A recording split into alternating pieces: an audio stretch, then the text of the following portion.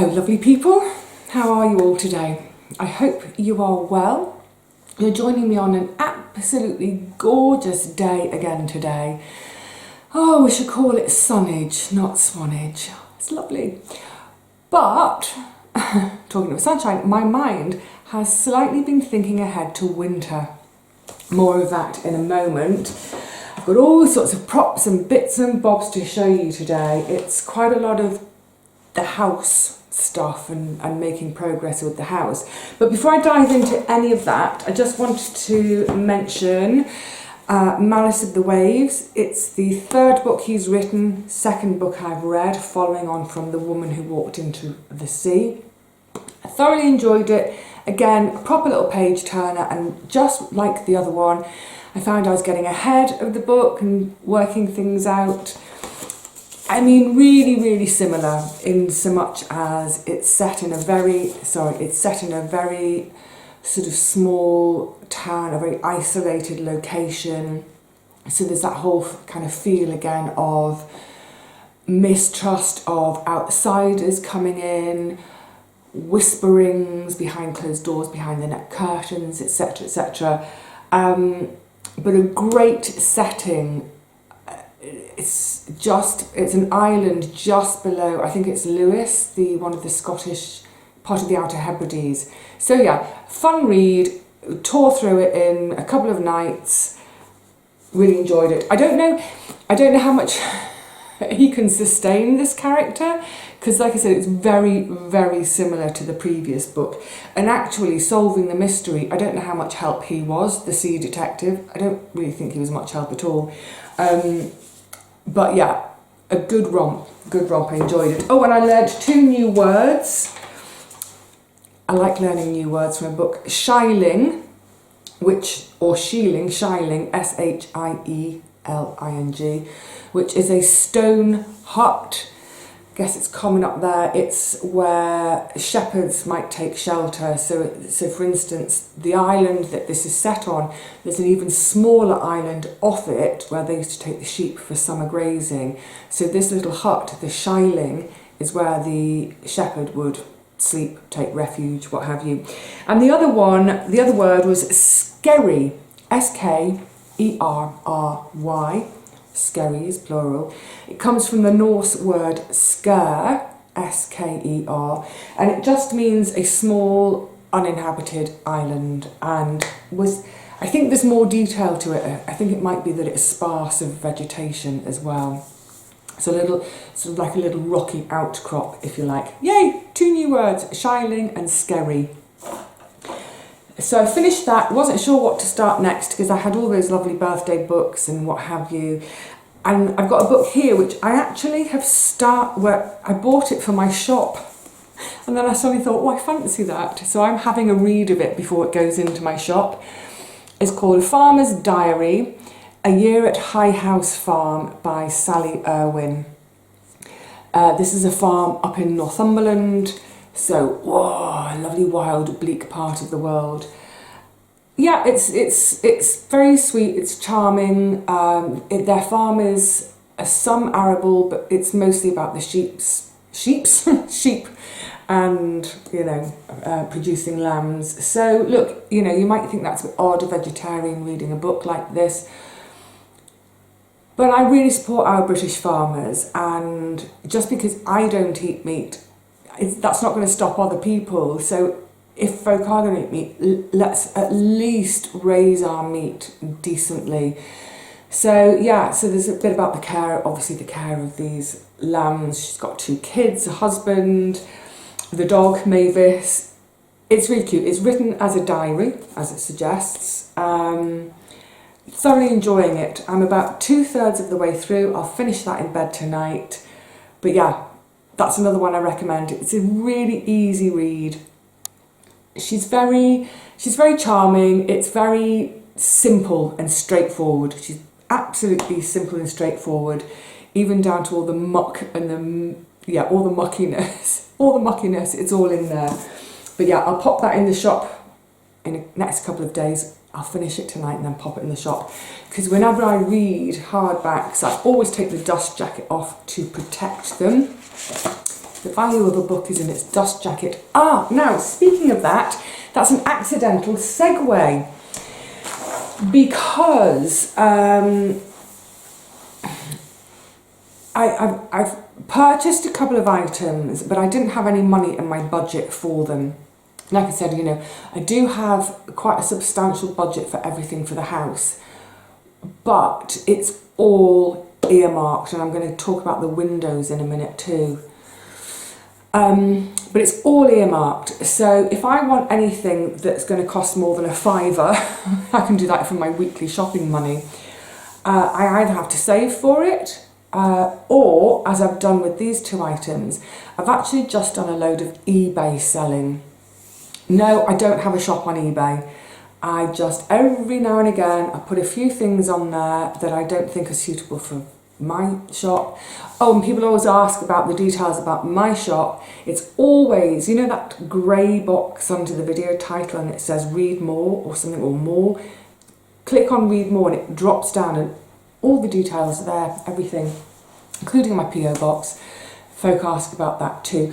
Anyway, so yeah, every now and again I put some stuff on eBay, and this time I went through my fabric stash and I had some really quite good, both in terms of size, amount, remnants, as in more than a couple of meters, and good in terms of the quality, the name on it, some upholstery fabric. I've had it for absolutely ages. I've always thought I'd get around to using it, but I pulled it all out and I thought one of the reasons I've never got around to using it is because it's not quite my taste. So you might think, well, why did you buy it? I bought it second hand, bought it in a charity shop for peanuts, but I knew the name, the designer, I knew it was a good name. So yeah, a load of fabric, but also some DVDs. And this is where I'm going to come back to mentioning about books and book value and the dust jacket and all that. A lot of people might think, you know, there's no money in selling DVDs online because, you know, they're 2 a penny, excuse me. But it's pretty much exactly the same principle as selling books secondhand. It's all about scarcity and things being really niche and quirky. So for example, let's take Harry Potter. Let's say with the Harry Potter books. The very first one, if you've got a first edition of the first Harry Potter book in its dust jacket in good condition, you're sitting on a fortune, a small fortune. You know, they're worth a bomb. But by the time we get to, was it 6 or 7? I can't remember now. I think it's 7, isn't it? By the time we get to the 7th Harry Potter book, even if you've got a first edition in gorgeous condition with its dust jacket, it's going to be nowhere near as valuable as the first, because by the time the 7th one was published, the print run was huge, absolutely colossal, in the millions. Whereas the first book, unknown author, kids book, really small print run. So there were so few of them printed that means there are very few of them out there in the world to be sold again as collector's items. Whereas even by the 3rd or 4th, they were produced in their millions. So there are literally millions of these books all over the world, and it just makes them almost valueless. Other than as a book to enjoy, enjoy them. So likewise with the DVDs, if it's a blockbuster film from, say, the summer, and then by Christmas they release the DVD, if it's the kind of DVD that's going to be in almost every stocking up and down the land, yeah, forget it. You're going to really struggle to sell it on eBay. But I've been selling stuff like some of my foreign films, my art house films, some of my animation stuff, and that tends to do better. I mean, it's not a fortune. I'm talking about these DVDs I've sold. They've all been selling between about £3.50 and £7.50 I got for one thing. So it's still not a fortune, but if you sell 10 of those, suddenly it's a bit more money. Anyway, so I raised by doing eBay, because like I said, I'm not gonna buy stuff the stuff I've bought, I'll show you now. I'm not going to buy that from my savings because those savings are for, you know, the house. But I think in the end, I think I made something like £78 from, was it about, I think it was about 8 or 9 DVDs and 4 remnants of fabric. Brilliant! And I'm glad it's done because I find eBay, it just takes ages, doesn't it? So, with my money, I have bought, before we get onto winter, because some of this is for winter, I bought myself a hose pipe. I've gone for hose lock. Those are the leftover bits. I went for hose lock in the end because I scoured the internet, and the big thing was for me, it was getting a tap attachment that would work on my taps here. These fancy modern ones. Anyway, the only adapter I could find, and I'm not going to show you because it's attached to the tap and I don't want to take it off until the end of summer because it was a fiddle to get on. The only adapter I could find that would work with this tap was hose lock. So that made me then be forced to buy a hose lock hose.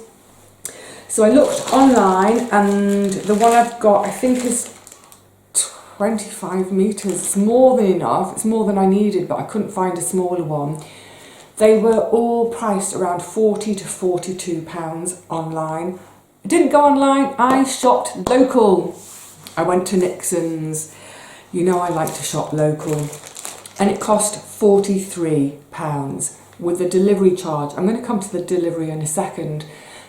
But a small delivery charge compared to, you know, all these companies, like £4.99 is basic delivery for 3 or 4 days. Hence, if you want it tomorrow, it's £8.99. You know the score. So I've shopped local. I like doing that. Yes, it's cost £1 or £2 more. You know, people pointed out with my Pyrex jug that I could have bought it cheaper in a supermarket, but I want to support this small local business. I want to support them so they stay because they're really useful. You know, if you need something now, yes, I can walk down there and get it now rather than having to go online and try to work out delivery and be in for a delivery in 2 days' time, and then you get a last minute note saying, no, we can't deliver it today, it's going to be in another day's time and we're still going to charge you £19 for it or whatever. Let's support our small local businesses, let's support our high streets. So I got I went there to grab it, and it's on a frame, and I picked it up in the shop and I thought, oh, it won't fit in the granny trolley, and it just felt a little bit heavy for me to carry home. So I asked, because I've not asked about this before, I said, do you do delivery? I said, where do you live? Gave them my address, and they said, oh, you're just round the corner. Yeah, no problem, it'll be Tuesday afternoon. £3. I mean, that's nothing. And then I suddenly thought, I've been schlepping backwards and forwards, buying 20 litres of compost at a time. 20 litres, it works out so expensive to buy that size rather than buying their 50 litre bags. So next year, if I'm buying compost, I'll buy the 50 litre bags, buy 10 of them, I don't know, and get them to deliver it for £3. It's a no-brainer, isn't it? When the chap came to deliver it, I joked because I'd heard on the news that on Tuesday, the day it was delivered, there were going to be possible hose pipe ban announcements. So I said to him, I said, wouldn't it be ironic? I finally bought myself a hose and now there's going to be a hose pipe ban. And he said to me, we haven't had a hose pipe ban here since 1976, the big drought that we all remember as kids, the year when suddenly there were ladybirds everywhere and ladybirds were attacking us. So he said there hasn't been a hose pipe ban here since 1976, and we don't have a hose pipe ban. And look, I'm really careful even with the hose. It's great. I love it. It's a revelation. I weighed one of my full watering cans. I only go out with one can at a time, just because of all the steps down into the garden. I want to have one hand free for balance. So I weighed it, 1 can weighs 2.5 stones. For American friends, that is 14, 28, 35 pounds, just 1 can. So yeah, I had my first go with it. Blooming loved it. It's just so easy. Oh, and I was just saying about it, but I'm still, you know, I don't go mad. I don't just stand back and go spraying everything willy-nilly. I'm going to each plant and giving each plant its drink. So it's still focusing very much on the roots of those plants. So I'm not using tons and tons of water by, you know, oh, I'm just going to look around for a bit. I don't know what I'm spraying. Oh, look, I'm spraying next door's washing because I'm daydreaming. Shh. No, focus that water. So I am delighted to have now a hose pipe in the garden. It's a very simple one. I didn't go for any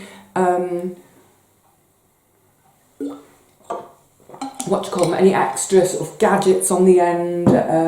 So it's just a one that's got a nozzle. I can twist the nozzle a bit to make it more jetty, or I can twist it the other way to make it a little bit of a looser spray. Particularly useful for, say, my pots. I found with the seed trays, I am still using my can with the hose because it's more gentle. In terms of the seed trays, that's the foxgloves and those lettuce I pricked out. So the other thing I bought with my money, although I didn't have it at the time, so this I paid for with my shopping money, and then I've had to replace that because it was my shopping money. I bought, what is it, Vivi? It looks a bit tech. Has she bought herself an Alexa? No, I have not. It's a little heater, because when Richard and Paul were visiting, I don't know how it was. Oh, that's it.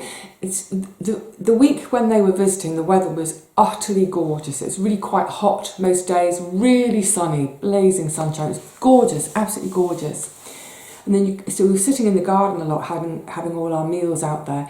And you come in, and you immediately notice, wow, it's so cool in the house. So we kind of, their house is cool as well. Their ground floor.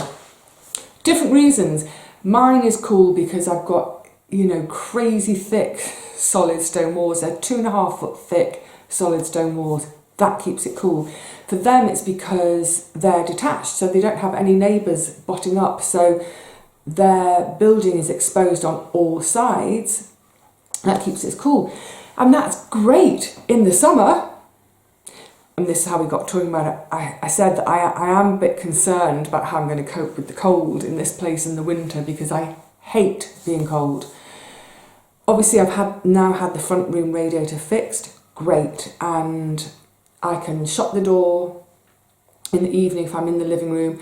Shut the door, you know, have a quilt on, exactly as I did in London, but, you know, shut the door, keep that warmth in.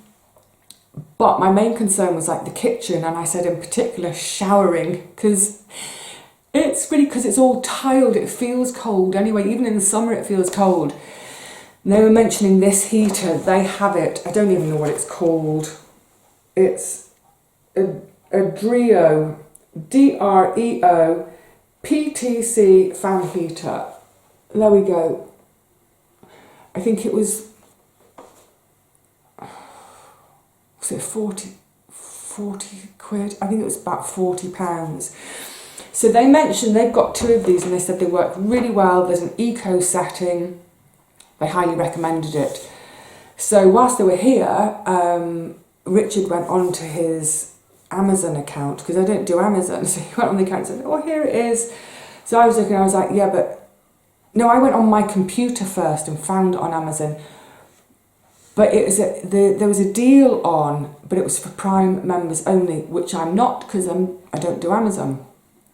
And he said, well, we've got Prime, so they literally ordered it for me while they were here, but obviously delivery address to here, not their London pad, turned up the next day. Brilliant. So I've had it on just to make sure I'm happy that it's working, take it out the box, make sure I'm happy that it's working, so I don't have to, you know, try and get a refund or anything. And the delivery was free because they're Prime members. So that's ready for the winter. The other thing There are two more things, just keeping half an eye on time today. Two more things for the winter. One, I'm a bit gobsmacked, I'm even thinking about it. I need to get another freezer. That's brilliant. I honestly was not expecting A, to grow so much this year, but B, to grow so much that I would need another freezer. So it's quickly become, look, I've got another 2 courgettes waiting to become soup. I'll make that tonight. I've got the freezer, this freezer is almost full already, and my ready meals, as in my batch cooking where I make meals for myself, main meals, they're confined now to one drawer. So next time I batch cook, I'm going to have to, I don't know whether, anyway, I need a freezer. So trying to think about where will it fit, because there's no room in here really. I mean, please don't suggest in this alcove, it would look awful there. Firstly, it would stick out. Secondly, there's no power socket in there. But thirdly, it would ruin the aesthetic of this lovely meeting and eating area. I then thought, well, what about when the dishwasher comes out? I could get it there. Once I reconfigure the kitchen, it would maybe fit there. But not until I reconfigure the kitchen, and that's not happening it's not happening anytime soon. Yeah, that's another one to save for. So the current size of that dishwasher, it's too skinny for a freezer. But then I suddenly thought, actually, let's go and I'll show you where I'm planning to have another freezer. Well, it's the obvious place for it, really, isn't it? In the scullery. Because down here, there is space. Actually, I was just measuring it earlier on. It's 51 centimetres wide. Now, it does go back quite a bit further, but that bit sticks, that's a bit in the way, so it might not go all the way back. I've got my old cool box down the back of there. So these drawers, which are, I just keep, you know, manuals for, what do you call it, for, you know, for how to operate the bits and bobs in my home, the boiler manual, and that sort of thing, and some ready-to-hand tools and that sort of thing. So that can go in the understairs cupboard. It'll need a rejig. The airing rack can also fit in the understairs cupboard. But I think that would be perfect because I've got a power point there already just behind my broom. I use that power point normally for my radio.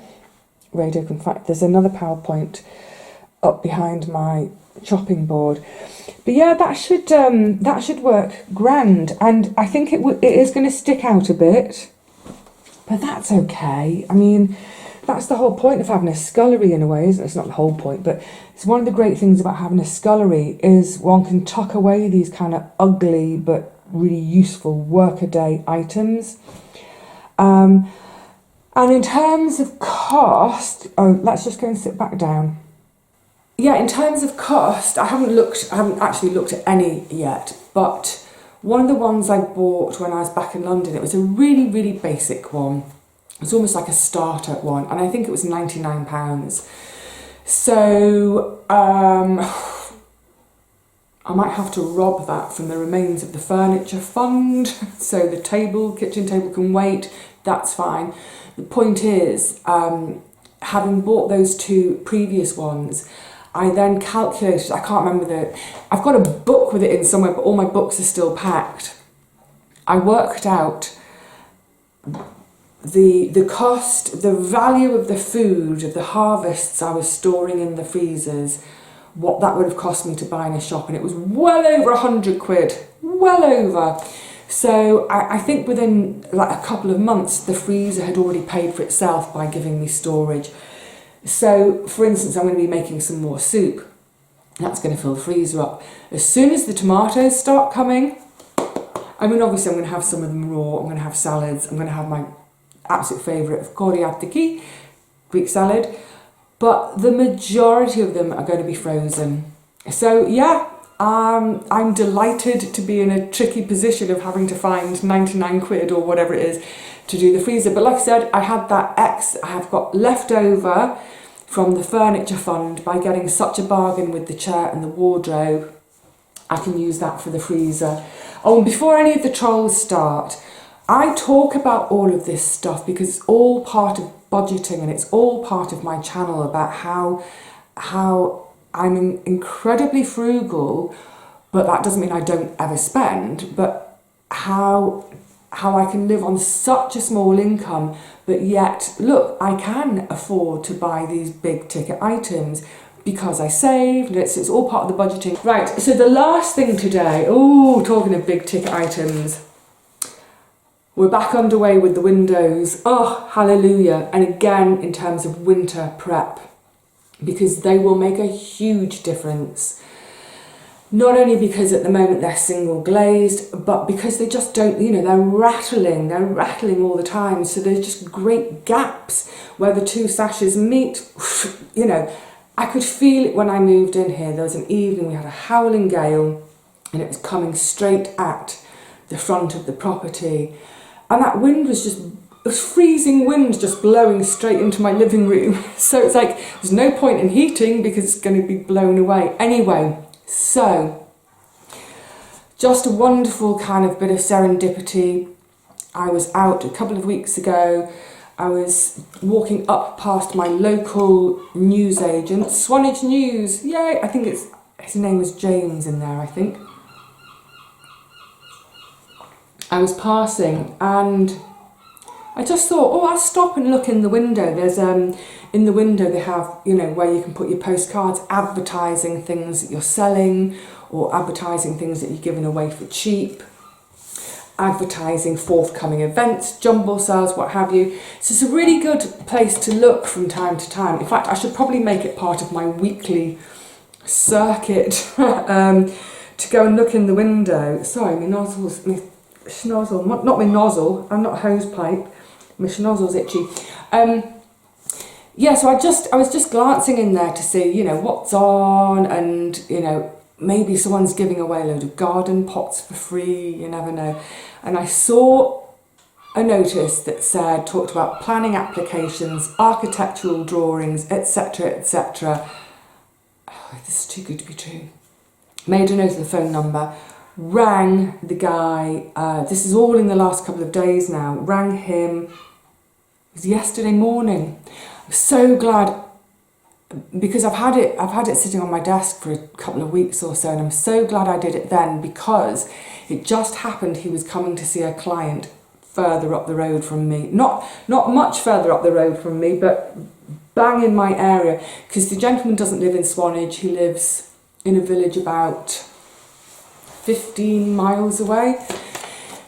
Anyway, what a lovely guy, and quite an older gentleman, shall we say, but he was showing me what he does, he brought references. So when I rang him that morning, he said, oh, he was about to leave. He said, I'm actually about to leave, but I'm in your area. Shall I pop in today? And I said, yes, please. That's what I mean about the serendipity of all the timing. So yeah, he showed me beautiful drawings, and he does all the drawings by hand. He doesn't use computers, he doesn't use AI, it's all hand-drawn architectural plans. Beautiful. And that sold the deal to me. Old school, proper technical drawing. We got chatting about technical drawing actually, because I was looking at these, he showed me 3 different lots for 3 different clients. And I exclaimed about how, I said, the drawings are beautiful, such skill, such beauty. I think he appreciated that. That's how we got on to talking about it. So yeah, and then he quoted me a price which was actually less than I was anticipating. Thank goodness, because obviously this is an extra cost that I wasn't anticipating with the windows. But do you remember as well because I had the saving with the asbestos, what was that saving? It was 1,150, I think. This is less than 1,150. Oh, actually, that can be my freezer money. Brilliant.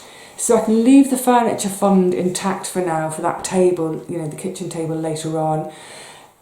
So the freezer and getting these plans done. So he'll do the whole application for me. He does the whole thing. It's like my guardian angel. I told him so. So those two items, the freezer and the planning application, oh no, because I've got the planning application fee, it's going to be covered. That's fine. The leftover from the asbestos will cover this.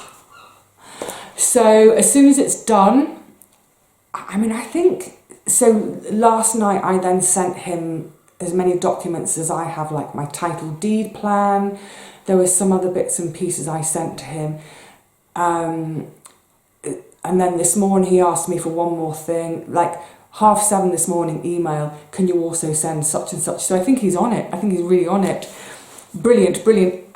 What a relief to get one job underway, because it's just the beginning. I've got the fire safety, all the electrics, the roof, it's endless. But anyway, I'm delighted.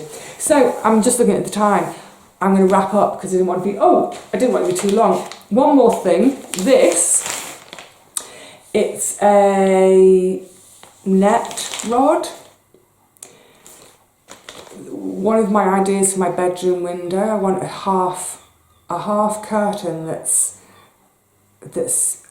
sort of muslin-ish. I've got plans for it with some vintage stuff, and then have curtains. I don't want those Venetian blinds in there. It's only cost £4.50.